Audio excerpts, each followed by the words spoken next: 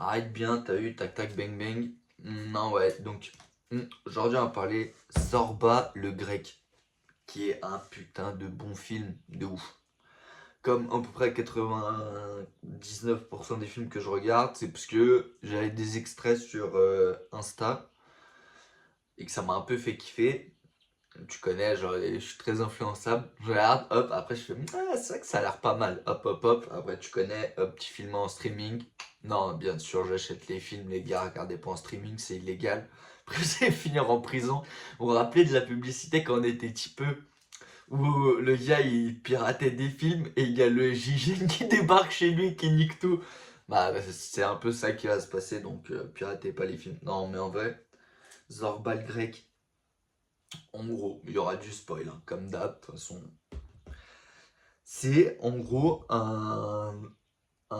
comment ça s'appelle? Un écrivain anglais qui, t'as eu un genre en gros, je sais pas si ses darons ils sont morts ou je sais pas quelle connerie, mais en gros, il a des terres en Grèce, parce que je pense qu'il doit être d'origine grecque. Et genre, il veut retourner en Grèce, machin et tout. Comme ça, parce qu'il a genre le syndrome de la page blanche, en gros, hein, c'est ça.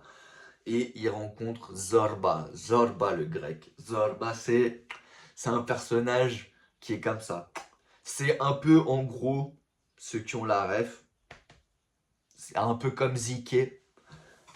Bien sûr, en version personne n'est comme Zike, mais dans le style, un mec un peu comme ça, liberté. Et en gros, tu suis les aventures de cet écrivain anglais, ou grec, enfin j'en sais rien, avec Zorba qui lui tu vois c'est le mec qui s'en bat les couilles, qui vit la vie, qui c'est un grec quoi, un vrai, il en a rien à foutre, l'amour, la belle vie, fume, il boit, il kiffe la life, il s'en bat la race. Et à côté de ça t'as le mec très cartésien, très carré, très boulot, très t'as eu petite bourgeoisie et tout. C'est un film d'ailleurs qui est en noir et blanc, je crois qu'il date de 1960 ou un truc comme ça. Et du coup, je pense que c'est tourné en mode comme si c'était dans les années 30, 40, mais en Grèce, quoi.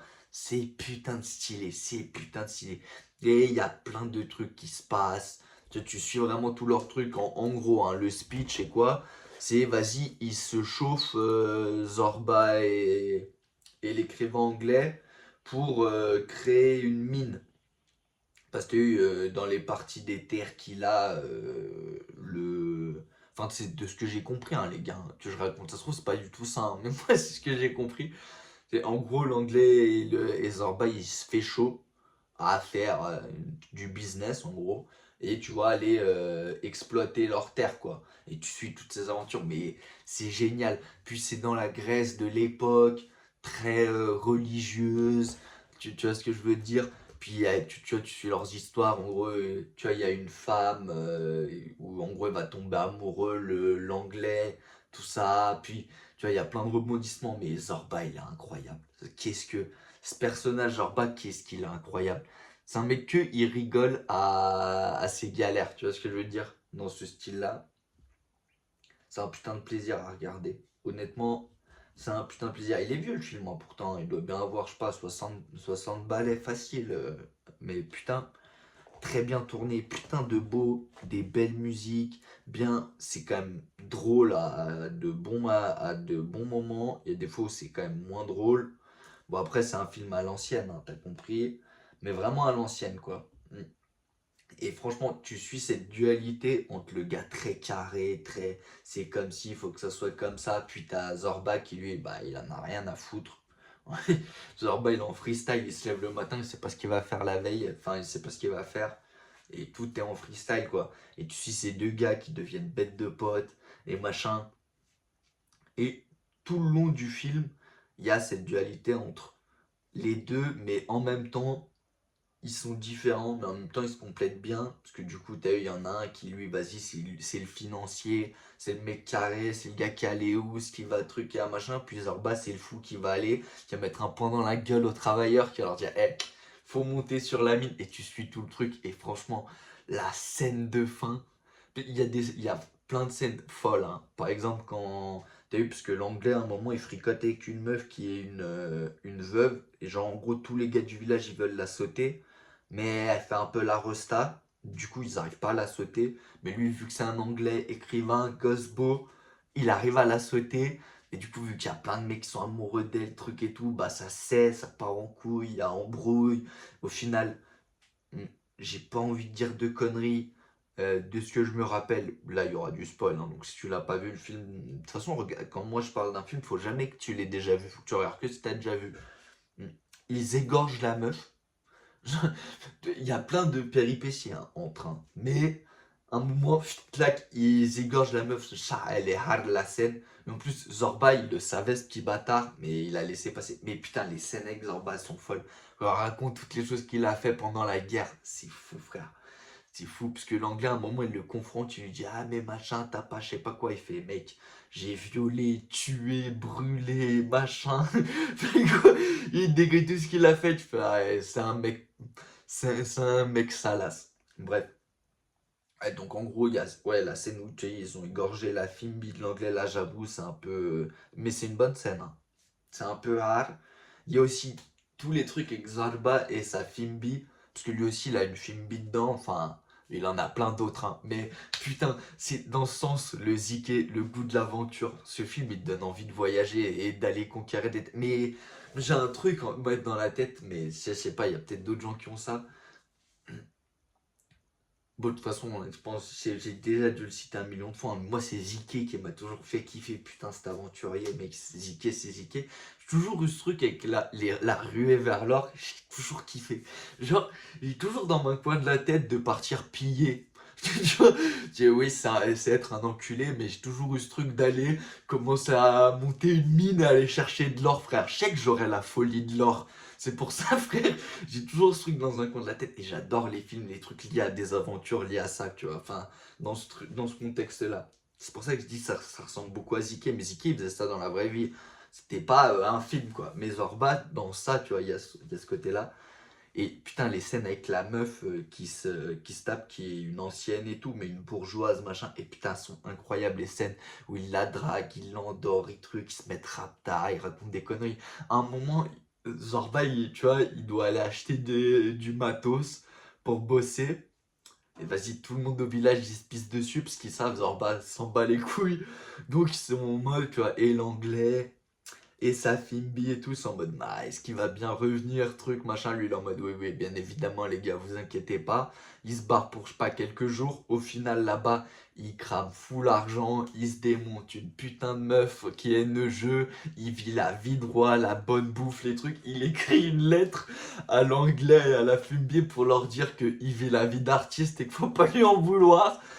C'est incroyable. Ce moment-là, ça doit être genre 20 minutes du film où il vit la vie d'artiste et il en a rien à foutre, qui est incroyable. Et au final, il revient, il y a tout ça, puis la scène de fin de ce film est complètement folle, mais c'est une de ces masterclass. En gros, ils ont créé tout un truc, bon, sans compter, moi, comment je raconte les histoires sont très mal racontées, hein. Moi, je donne juste les infos, les trucs, s'il me plaît, t'as compris, hein. Mais en gros, après avoir négocié, créé des micmacs, genre pour mentir, Zorba il est trop malin, il a arnaqué les prêtres qui sont sur la montagne pour genre leur faire croire que tu vois c'est un signe de Dieu qu'il faut qu'ils acceptent de donner leurs exploitations et tout. Du coup il a transformé de l'eau en vin, les prêtres ils sont mis à rapter avec lui, il a réussi à les manipuler. Hormis ça, je veux dire, ce micmac là, il crée tout un truc sur la montagne en gros pour faire, tu vois, pour couper les bois, les trucs pour leur exploitation, leurs trucs, leurs machins. Ils virent, tu vois, tous les arbres, les machins, t'as vu, parce qu'il y a toute une montagne, c'est une galère. Ils construisent tout un truc. Tout le long du film, c'est ça en gros qu'ils construisent. À la fin du film, ils font le test et il y a tout le village, il y a tout le monde. Premier test, Bout de Bois il arrive à fond, il nique presque tout. Il a deux doigts de tuer quelqu'un. Deuxième, il répète tout le troisième, il y a tout qui explose, tout qui casse, tout le monde qui a le seum, les gens ont failli mourir. C'est la galère. L'anglais et Zorba il pète le seum. Zorba quand même un peu moins que l'autre, l'anglais. Au final, tout le long, tu suis cette dualité de il y en a un qui en a rien à foutre, l'autre qui a à foutre. Au final, les deux, à la fin, ils se marrent comme des enculés. Ils font, mais t'as vu le troisième coup quand ça a failli découper le prêtre et tout. Ils racontent ces putains de drôles. Et mec, à la fin, t'as Zorba l'anglais qui, tu vois, en gros, ils se disent au revoir. C'est putain de triste. En gros, ouais, on va jamais se revoir, blablabla. Et l'anglais, tout le long, il demandait, tu vois, au début du film à Zorba de jouer de la musique, machin et tout. Zorba, il a dit, mec, moi, je suis ton esclave. Par contre, tu me demandes pas de jouer de trucs, c'est moi qui fais ça comme je veux. Donc, en gros, il dansait pas, il lui a pas appris à danser truc. Et à la fin, l'anglais lui demande, il dit, tu peux m'apprendre à danser. Là, Zorba, il dit, oui. Et clac, ils se mettent à s'aidant les deux sur la jeu plat. Et la fin de film, putain de Zikmu et tout. Et mec, c'est une putain de masterclass. Et c'est le genre de film qui donne envie de partir en voyage, à l'aventure, découvrir une culture, un truc. Putain, ce film, franchement, c'est une masterclass. T'as vu quand t'as un peu un mauvais mood et tout, que t'as envie un peu, tu vois, comme on dit, euh, de souffler, quoi, tu vois. Tu regardes ça, qu'est-ce que c'est un bon film. T'es avec toujours plein de rêves, toujours, tu vois, Zorba, il est toujours là, il parle, c'est un peu un philosophe, tout le temps là en train de te donner les PDF. Franchement, super. Un film de bâtard. Vieux, mais tellement bien tourné, tout ça, tellement bien. Tu as les musiques et le film, et tu as les contextes et tu as le style, genre en mode c'est en Grèce à l'époque, c'est putain de stylé. Franchement, putain de stylé. Qu'une bonne morale et ça donne envie de voyager. Donc les gars, chabez le film, si vous l'avez déjà vu, dites-moi ce que vous en pensez. Et puis voilà, faites attention, famille, amis, enfants et tutti quanti sont pas immortels. Peace.